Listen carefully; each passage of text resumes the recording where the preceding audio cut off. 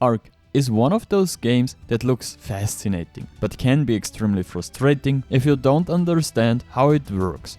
A lot of people start the game, die 10 times in a row, get eaten by a dinosaur, lose all their stuff and stop playing. Not because ARK is a bad game, but because ARK simply doesn't tell you anything about how the game works. And that's exactly why this video exists. Whether you have never played ARK before or you're returning after years, after watching this video, you'll know what ARK is, how it works, and why it is the way it is. ARK is often described as a dinosaur game, but that's really just the tip of the iceberg. In reality, ARK is a mix of survival, sandbox, and progression gameplay.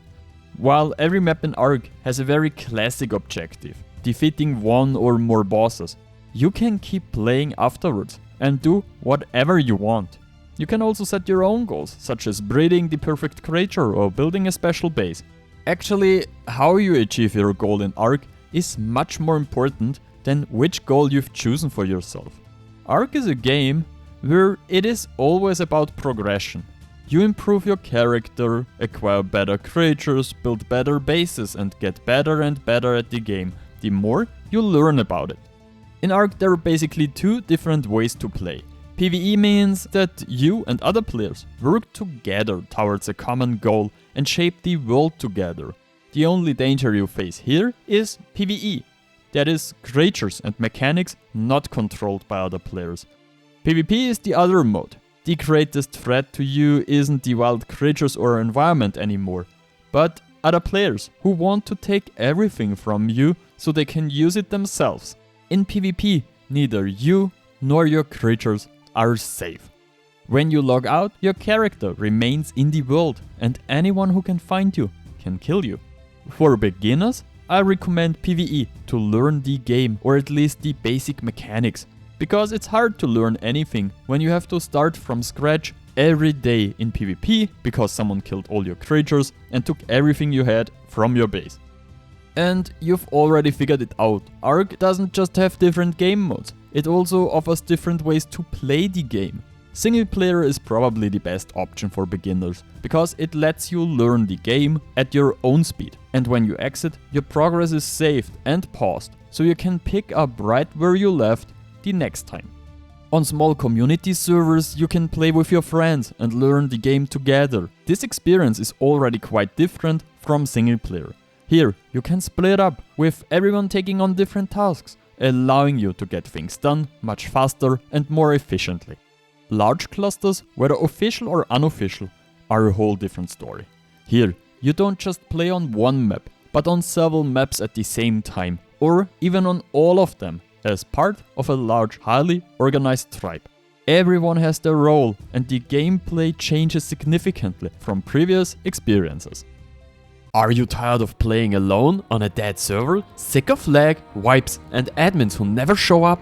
Then it's time to join TBS. Enough of this nonsense, we've seen it all before.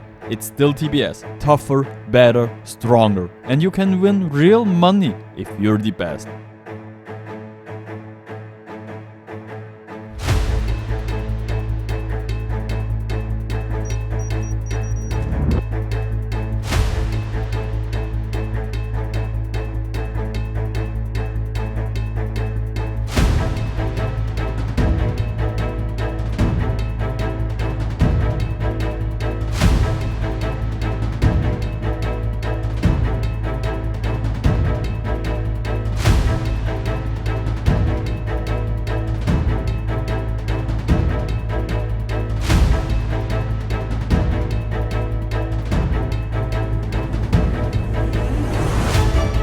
Links are in the description. I'll see you on the cluster. In ARK, there are various maps you can play on. At the beginning, there are 4 official maps that tell the game's story. The Island, Scorched Earth, Aberration and Extinction. If you're new to the game and playing ARK for the first time, you should play these maps in exactly this order, starting with the Island. The Island isn't just the first map in the story, it is the foundation of ARK. all the basic mechanics, the most important systems, and all the later maps build on what the island teaches you. The island is the closest thing to a tutorial and is deliberately designed to get progressively harder so you can learn the game step by step. The south consists of safe beaches where you'll mostly encounter only peaceful herbivores. In the center, you'll find more dangerous regions like the swamp and the redwood. And in the north, you'll enter the snow, where you'll have to fight not only with the weather, but also a bunch of dangerous creatures. This isn't a coincidence, it's the intended learning curve.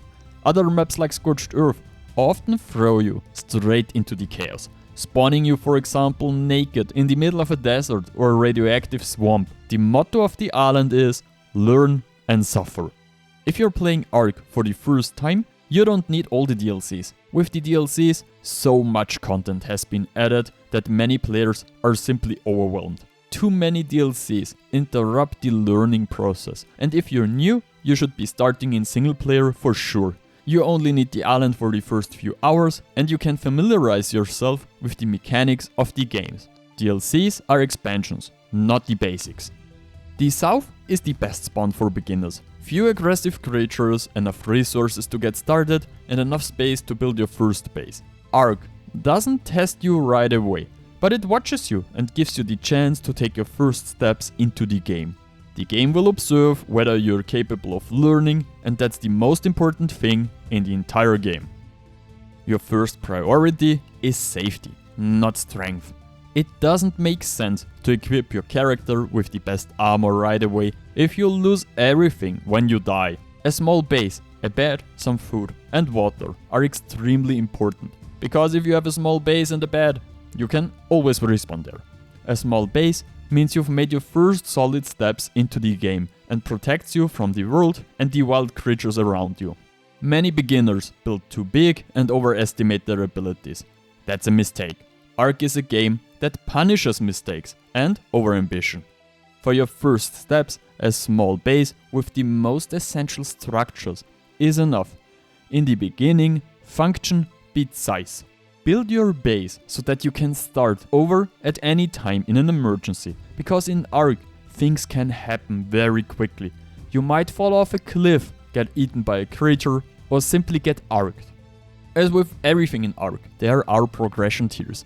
This means you can build and expand your base over time using different materials that have different pros and cons. Straw is the simplest and cheapest option. You can build it very quickly and it requires very few resources. Unfortunately, it can be easily destroyed by creatures and thus offers almost no protection. That's why many players skip straw and go straight for wood. This provides real protection for the first time, as it can only be destroyed by large creatures. It's still quite cheap and can be built very quickly. Stone is the first material that creatures can't just destroy, and it offers real protection for you and your creatures for the first time. Metal and tech come later, but they're beyond the scope of this guide. When you're progressing, you don't have to rebuild your base from scratch every time you reach a new progression tier. You can easily replace existing structures with the next higher tier, and you will even get some of your resources back. But before you can build, you need resources. To gather your first resources, you can pick up some stones from the ground, harvest berries and fiber from bushes, and obtain wood and straw by hitting trees with your fists. Next, open your crafting menu using the tab key and craft your first stone pickaxe. Drag it to your hotbar and equip it. With this pickaxe, go to a large rock and also gather some flint. With these resources you can now craft an axe to get more resources. Tools allow you to gather resources much more efficiently. Important to know, axes and pickaxes have a dual system in ARK. With an axe you get more of one type of resources than with a pickaxe, and vice versa. In ARK, it's not about farming everything, but about farming the right resources. Metal, pearls, cementing paste and polymer are especially important. Whoever knows where these resources are always has the advantage, especially in PvP. ARK rewards knowledge. Knowledge that will save you a lot of time later on. As you gather resources, craft items and kill creatures, you will earn experience and level up your character. Leveling up grants you engram points and attribute points. You need engrams to learn new recipes and then craft those items. For example, to build your first base, you'll first need to learn how to make foundations, wall and roofs first. In ARK there are over 700 engrams and you can't learn them all, and that's by design. ARK forces you to make decisions. Later on you can find blueprints for all items or reset your engrams with a mind wipe tonic. You can allocate attribute points to health, stamina, hunger first, oxygen, carry weight, melee damage and fortitude. Investing points in health permanently increases the amount of damage you can take before dying. Stamina increases how long you can sprint, hunger reduces how often you need to eat, thirst reduces how often you need to drink, oxygen increases the amount of time you can spend underwater before drowning. Your carry weight allows you to carry more before you slow down, melee damage increases the damage you deal when you hit a creature or object, and fortitude ensures you become tranked slower and can better withstand the weather on the ARK. My tip for beginners: level up weight and health first. This way you can carry more and endure more at the same time. At the bottom of the right you can see your stats. These are weight, water, hunger, stamina, health and your current progress towards the next level. Important to know, if you're overloaded you will first get a movement penalty, and in the worst case you won't be able to move at all. If you have no stamina, you'll have to wait a moment before you can run again. If you're hungry or thirsty, you'll need to grab some berries and eat them. When you use stamina, your stamina regenerates by consuming some of the water in your water bar, and when you use health, you consume hunger to restore it. If you have no food or water, you'll become dazed over time and eventually pass out. But what's even more important is that you don't have to do any of this alone. One of the most, if not the most important mechanic in ARK is taming wild creatures and then having them as your partner. There are different methods for taming creatures, and each one only works for a specific creature. For example, you can simply knock out many creatures or shoot them with tranquilizer darts until they fall asleep, then feed them their favorite food until they're tamed. Other creatures are friendlier and can be hand-fed until they join you. Step 1 is to knock the creature unconscious. With a few punches, most creatures will go down very quickly. Step 2, place the food in the creature's inventory. You can use kibble or the creature's favorite food for this. Step 3, simply wait until the creature has eaten and the taming process is done. ARK isn't an endless game with no goal. Caves are trials and the bosses are milestones. In caves, you will find artifacts and attributes. There are 10 caves on the island, so there are also 10 artifacts. And different creatures drop different attributes when you kill them. You must collect these to summon the first 3 bosses on the island. These are the spider, the monkey and the dragon. Once you have defeated them, you can use the trophies from the battle to summon the final boss, the Overseer.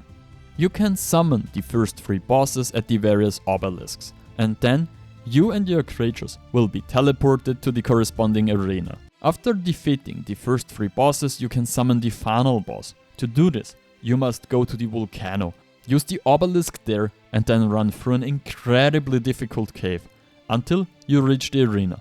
Preparation is key, especially for caves and bosses. If you don't want to die, you need to know what you're doing and prepare properly. Scout caves before you go too far in, and bring the right creatures and gear. ARK wants strategists and players who know what they're doing, not some random guys running around like headless chickens. I hope you liked this video, and I'm thrilled to read if this video has helped you. Hit the like button, leave a comment below for the algorithm and consider subbing to the channel. Alright, Frodo.